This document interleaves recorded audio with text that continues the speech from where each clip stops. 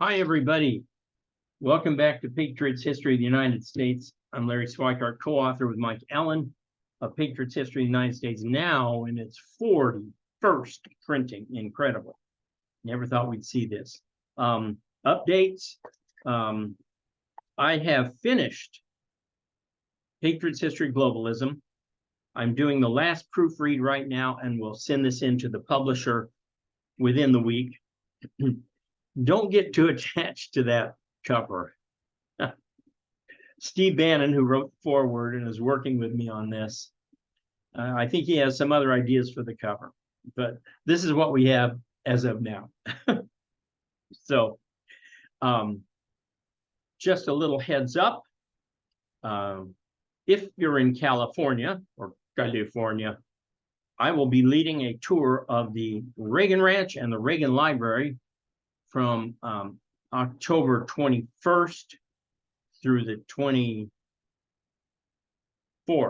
And we're going to do the Reagan Ranch, Reagan Library, and the Nixon Library. Now, the ranch and the Reagan Library, the ranch is set. We can't take any more people. If, however, you want to come up to the Reagan Library on October 22nd, Sunday, let me know at larry@wildworldhistory.com. We're not doing a formal tour. I'm just kind of commenting, staying with the group as we go, but we'd be happy to have you kind of tag along a little bit. And then if you want to come to San Clemente and the Nixon Library on the 24th, I could probably arrange to get you into a little talk I'm doing on Nixon at breakfast in the morning before we go on that tour. Let's see. I think likely I will be on Steve Bannon's War Room again on Thanksgiving Day. So we'll probably talk about Patriot's History of the United States. We might talk a little bit about Patriot's History of Globalism. Who knows? So keep your eyes open. Special offer. If you want to give a subscription to the Wild World of History's VIP or my Wild World of Politics Insider, they're both excellent. VIP has all my Wild Wednesday webcasts, about 40 hours worth of podcasts on different historical topics that I researched every week, from the Crusades to Napoleon to Hitler to Prohibition to whatever it is. Plus, it's got 5 ongoing video lesson series, including a very important one called the 1620 Default, Why the 1619 Project is Wrong. That one alone, plus the Reagan, the American President series, those two alone are worth the entire VIP subscription, let alone the 50 hours of other videos that are in there. Plus, you get a free PDF book, All Thumbs, Why Our Obsession with Cell Phones is Damaging Our Children. Or with the Wild World of Politics Insider, you get my political commentary Monday, Wednesday, Friday, right after this show, open only to insiders.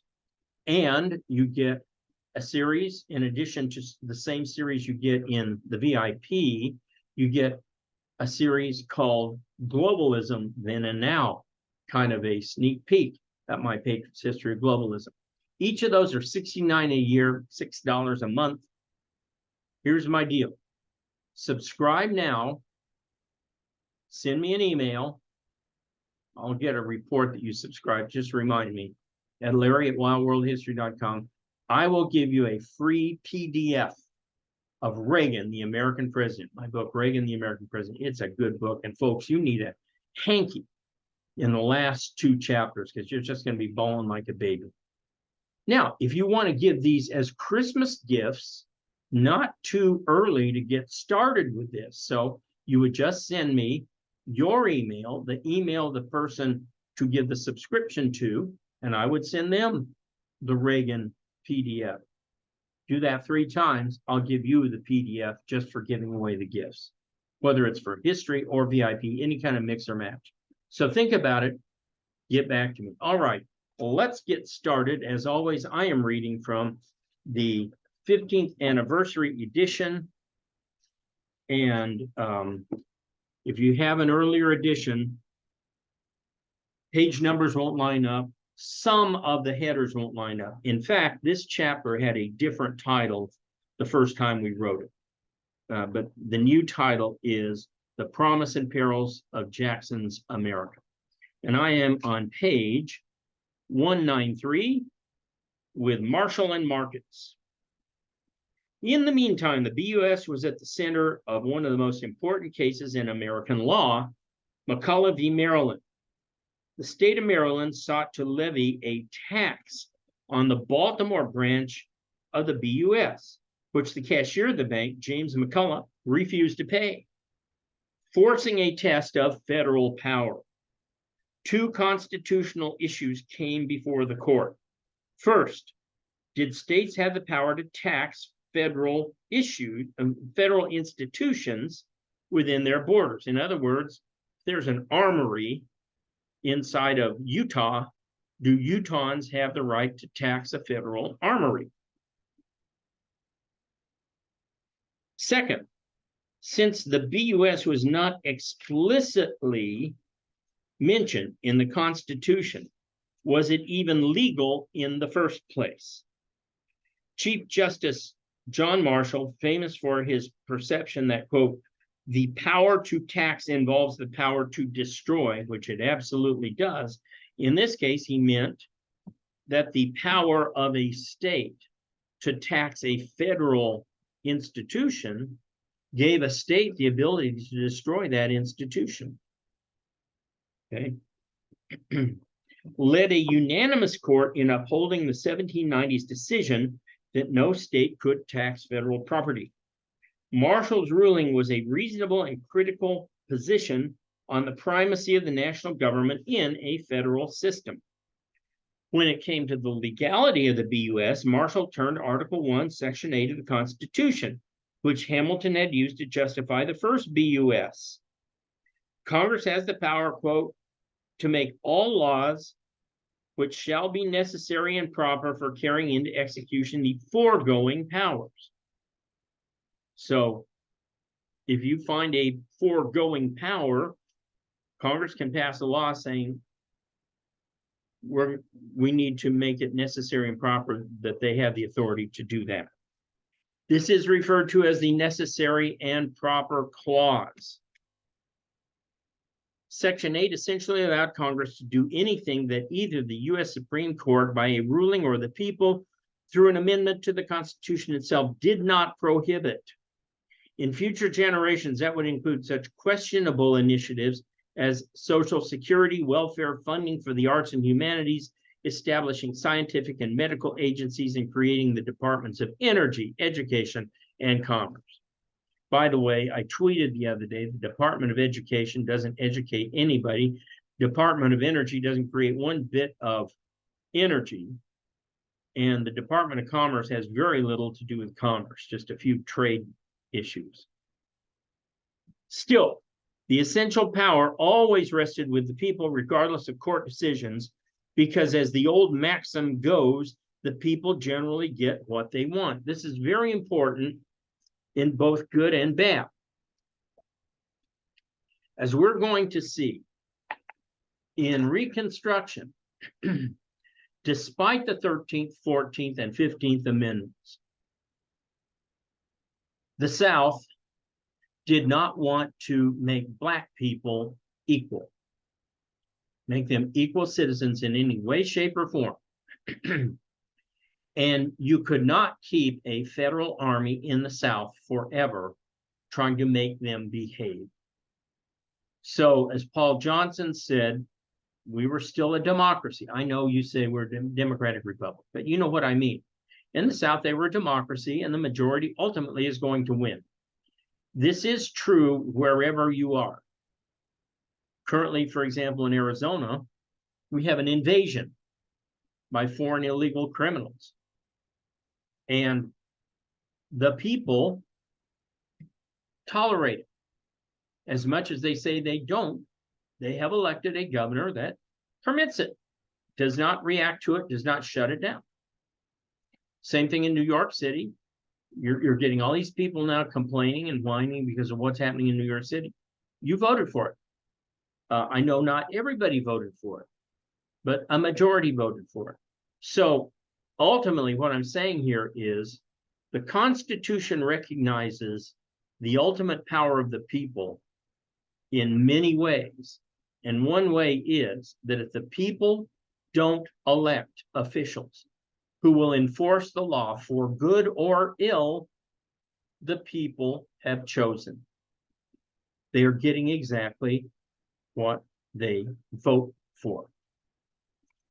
Okay.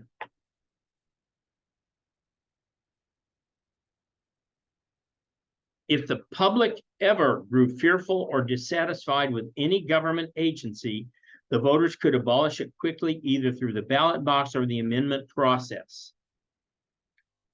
Marshall well knew that every undertaking in the federal government could not be subject to specific constitutional scrutiny, a point reflected by his ruling in favor of the constitutionality of the BUS.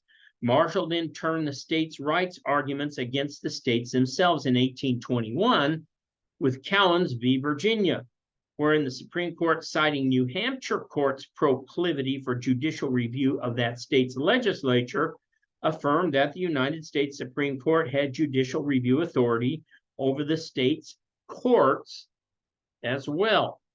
What's good for the goose is good for the gander.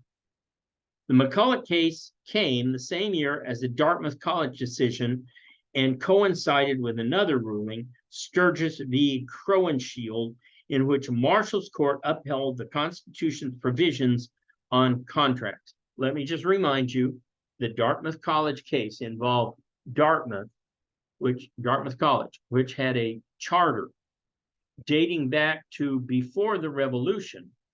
And after the Revolution, the state of New Hampshire wanted to revoke or change that charter. And the Supreme Court said, no, you can't. It's a contract. We believe in the sanctity of contracts. So now you have McCullouch v.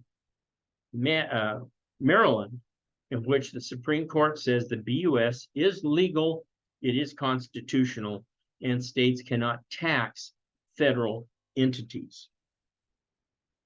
That Marshall cited in Sturgis v. Crowenshield, with greater centralized federal powers undeniable, but the conditions were such that in these cases the struggles were largely between private property and contract rights against government authority of any type. In other words, yes, they sided with the federal government, but at the same time, he was siding with private property against government overreach at the state level. In the Dartmouth College case, the state of New Hampshire had attempted to void the charter of Dartmouth College, which had been founded in 1769 by King George III, to make it a public school. Dartmouth employed the renowned orator and statesman Daniel Webster, and Dartmouth alumnus, to argue its case.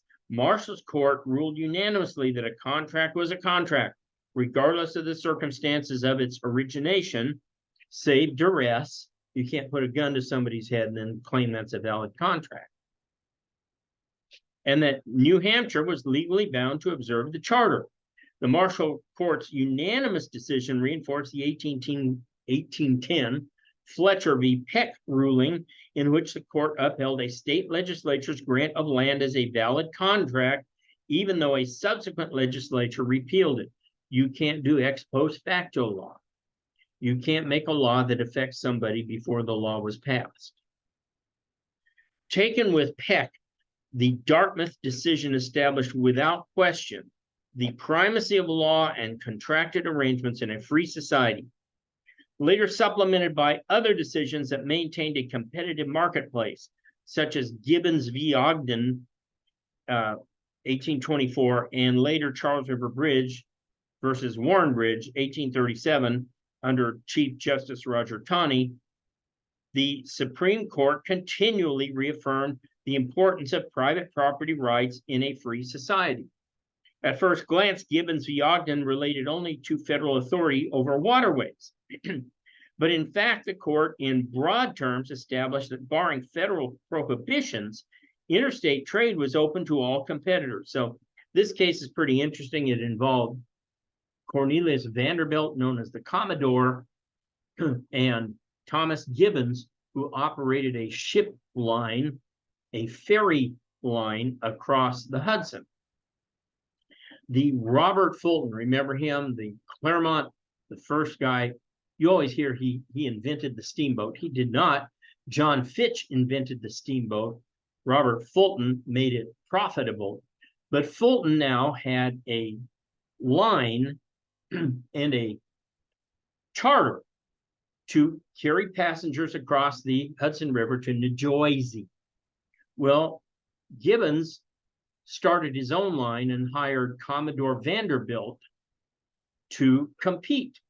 And at one time, they were even giving away free rides so long as you signed an agreement to buy $2 worth of food and drink on the ride over. In other words, like you get free Laker tickets if you agree to buy 6 hot dogs and 5 beers, right?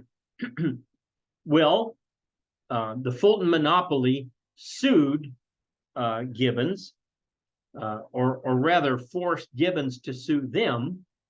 And as a result, the Supreme Court ruled in favor of Gibbons, saying that the charter did not apply on a federal waterway. So Gibbons and Vanderbilt were free to compete. Later, Vanderbilt would go on to compete in transoceanic shipping and defeat other subsidized lines. The guy's an amazing guy. The Charles River v. Warren Bridge case, again, in the Charles River case, the court upheld the principle of competition, stating the charter did not imply a monopoly and that a monopoly would only exist if expressly granted by the state.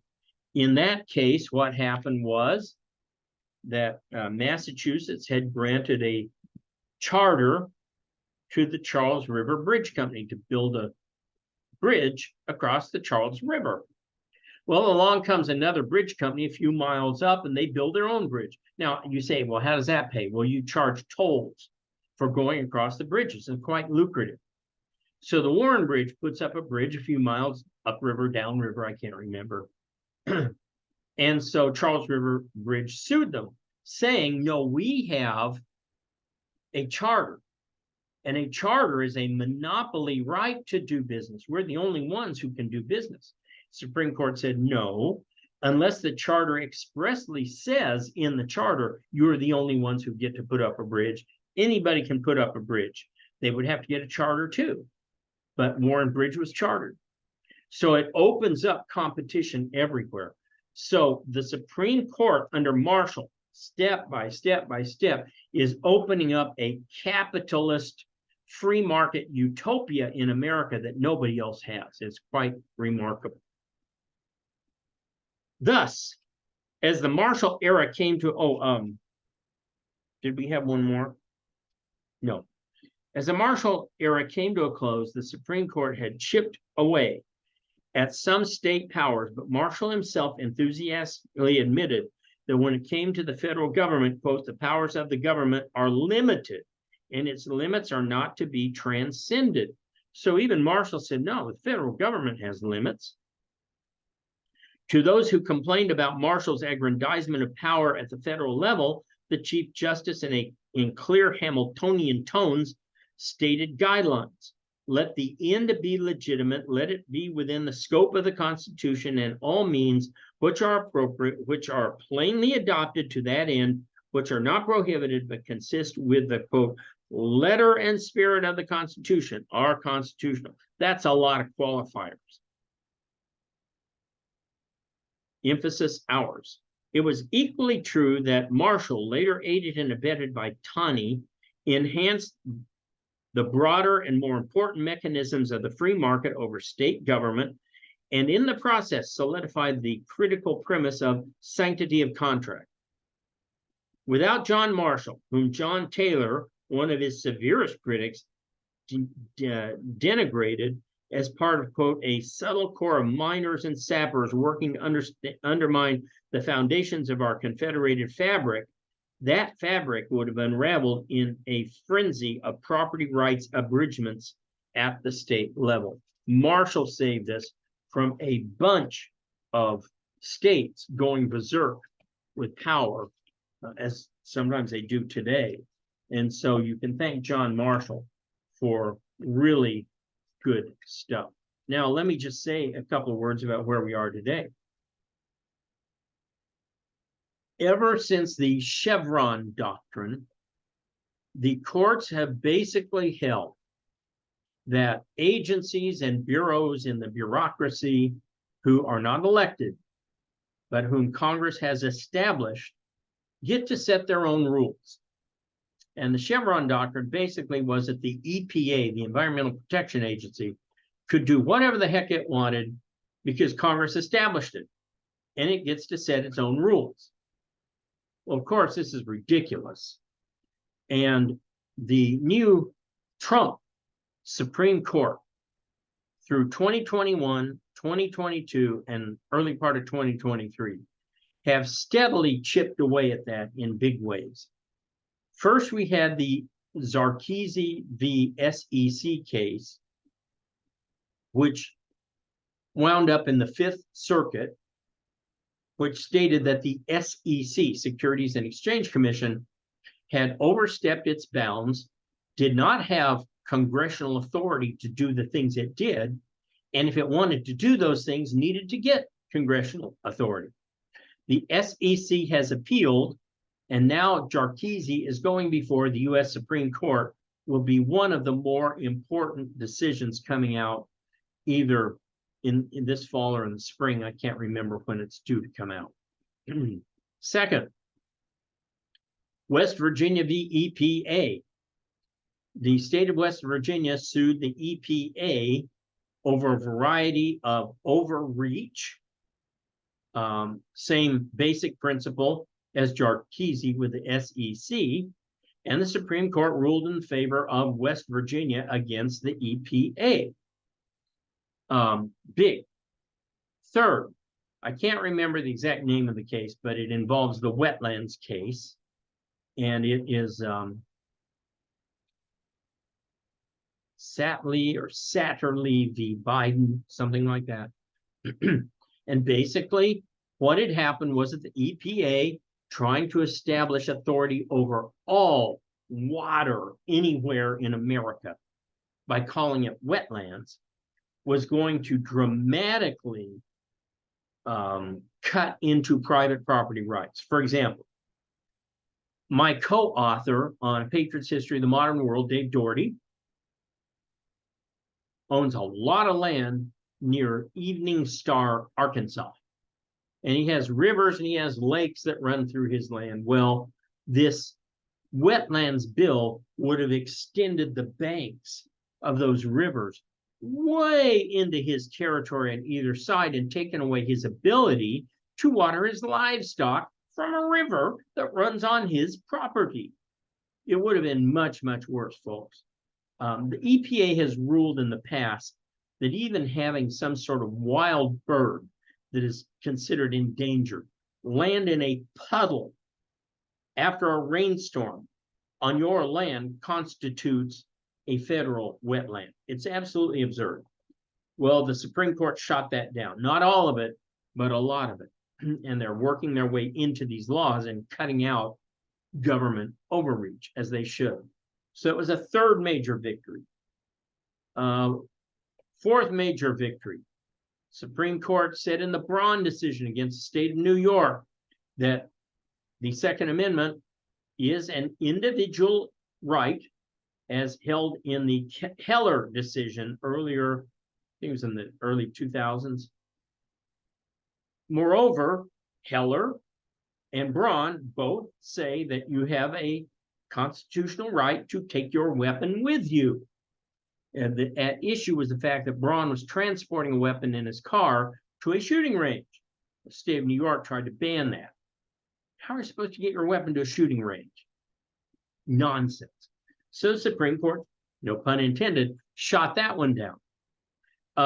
You had the Supreme Court rule against Biden in the OSHA decision, where they said that while the government may require military people, personnel, soldiers, sailors, etc., to take a vaccine, because they have for many, many years, all sorts of vaccines to go abroad. That does not apply to private businesses. And OSHA cannot make a private business require their peeps to get a China virus vax. There are many, many more. But the point is, across the board, the Supreme Court is slicing into this overreach by government bureaus and agencies, and they are taking up a review of the Chevron case, possibly in Jarkizi, possibly somewhere else. But the word is they are taking up a review, which means they'll probably overturn Chevron, which would be awesome. It's something we absolutely need to have done if we're going to eliminate, cut back, control the deep state.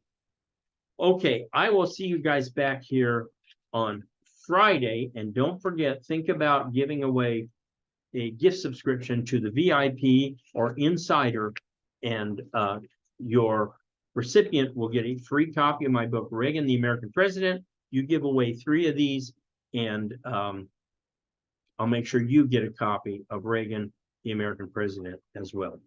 I will see you guys back here on Friday.